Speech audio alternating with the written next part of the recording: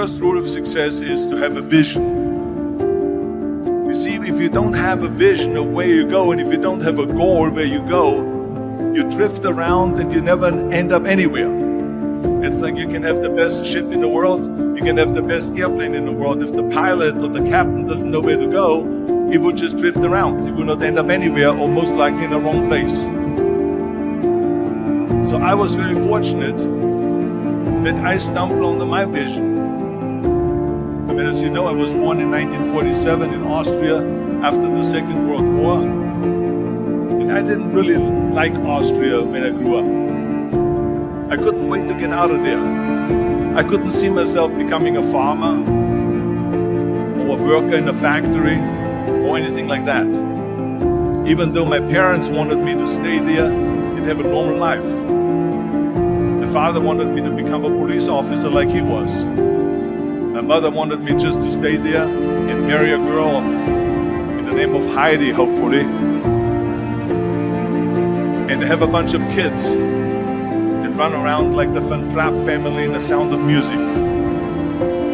But that was their vision, not mine. My vision was totally different. I felt that I was born for something special, for something unique, for something big.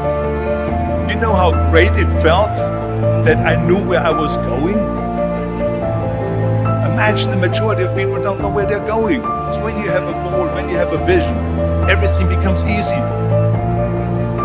Because remember that in America, for instance, when you study, you will see the percentage of people that like their jobs.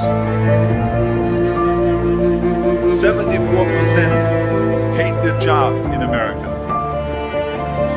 Now there's not much different when you come to Europe. The majority of people don't like what they're doing because they're really not doing it because they didn't have a goal and they followed this goal. They just aimlessly drift around, and then all of a sudden if there's a job opening, so they get that job because you have to work. But then when you work, it's a chore. It's work. It's not fun. So if you think about only a quarter of the people really enjoy what they're doing in life.